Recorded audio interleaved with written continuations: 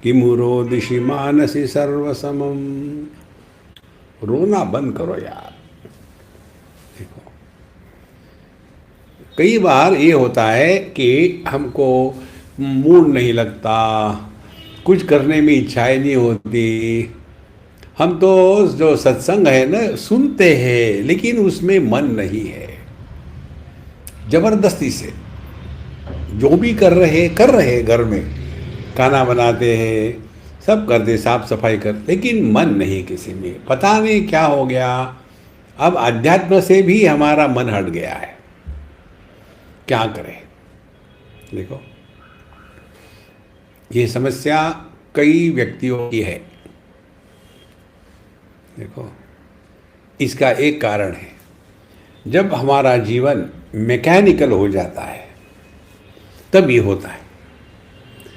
जीवन में मैकेनिकल कभी नहीं होना चाहिए। मनुष्य का मन एक ही वस्तु में, व्यक्ति में, स्थिति में हमेशा के लिए आकर्षित नहीं रह सकता। देखो, इसको बताने के लिए हमने एक आपको उदाहरण दिया था। बहुत पुरानी बात है। एक बार हम गोवा में थे और वहाँ एक बहुत बड़ी फाइल्स की फैक्ट्री है, जो जिसको कानस कहते हैं, जो लोहे को साफ करने के लिए रगड़ते हैं ना, कानस, फाइल इसको कहते हैं, उसकी फैक्ट्री है।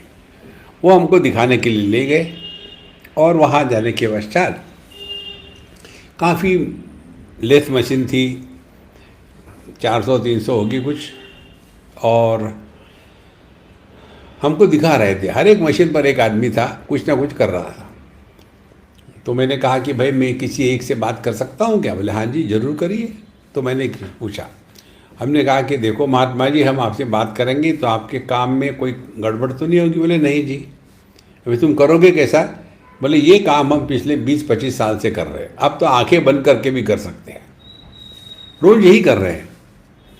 तो उस व्यक्ति का काम ये था कि उनके वो कन्वेयर बेल्ट पर वो कानस आती थी और उनको उनके एक जगह रखना है, उस पर एक ढक से मार देना है और आगे निकल जाना है। इतना ही करना, केवल एक ऑपरेशन।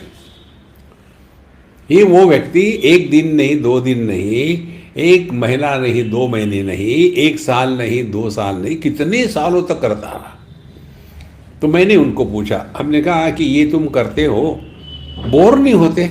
बोले बोर नहीं होते, हम मर जाते हैं, करें क्या लेकिन। तो अभी घर चलाना है, बीवी बच्चों को देखना है, तो ये तो करना ही पड़ेगा, नहीं तो तनख्वाह कौन देगा। मैंने फिर कैसे तुम ये बोरियत से बाहर निकलते हो? तो उसने मुझे कहा कि महाराज हम आपसे झूठ नहीं बोलेंगे, आप महात्मा जी हैं, झूठ नहीं बोलेंगे। बोलो। बोले हम घर जा करके बढ़िया 1 बोतल ले आते हैं, पी लेते हैं और फिर सो जाते हैं, खा करके सो गए।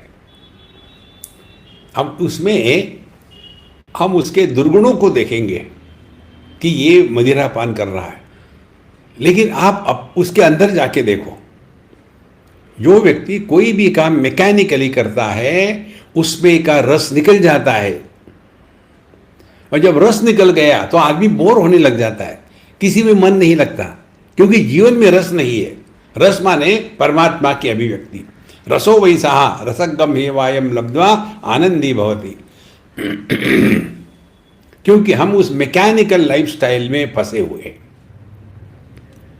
यही बात होती है सत्संग की। आप मैकेनिकली सुनते रहो, कुछ फर्क नहीं पड़ेगा। कईयों को सुन के रखा है यार, नहीं। हर एक सत्संग में, हमने आपको कई बार बताया है, हर एक सत्संग में एक बात पकड़ो और उस पर अमल करो। एक बात, धीरे धीरे हमारी बुद्धि सूक्ष्म होती जाएगी। देखो, नहीं तो क्योंकि आपने हजारों अब हमारे सत्संग सुन लिए हैं, ऑनलाइन भी सुने हैं, वैसे भी सुने हैं, तो कोई हम कहानी बताए तो हमारे कहानी बताने के पहले ही आप में इतने अनेक ऐसे हो गए कि आपको वो कहानी कंठस्थ हो गई है। लेकिन उसके पीछे जो सिद्धांत, हर बार कहानी भले वही हो लेकिन सिद्धांत भिन्न प्रतिपादित होता है, ये हमको समझ में नहीं आता। देखो, तो इस कहानी का सिद्धांत क्या है कि जहाँ जहाँ हम कोई भी काम मैकेनिकली करो उसमें से रस गायब हो जाता है। यही बात होती है जप के साथ। आप जप करो मैकेनिकली, श्री राम जय राम जय राम, श्री राम जय राम जय राम, श्री राम जय राम जय राम, श्री राम जय राम जय राम, श्री राम जय राम जय राम, श्री राम जय राम जय, श्री राम जय राम जय राम, श्री राम जय राम जय राम, श्री राम जय राम जय राम, श्री राम जय राम जय राम। रस आ ही नहीं सकता उसमें, मैकेनिकली चल रहा।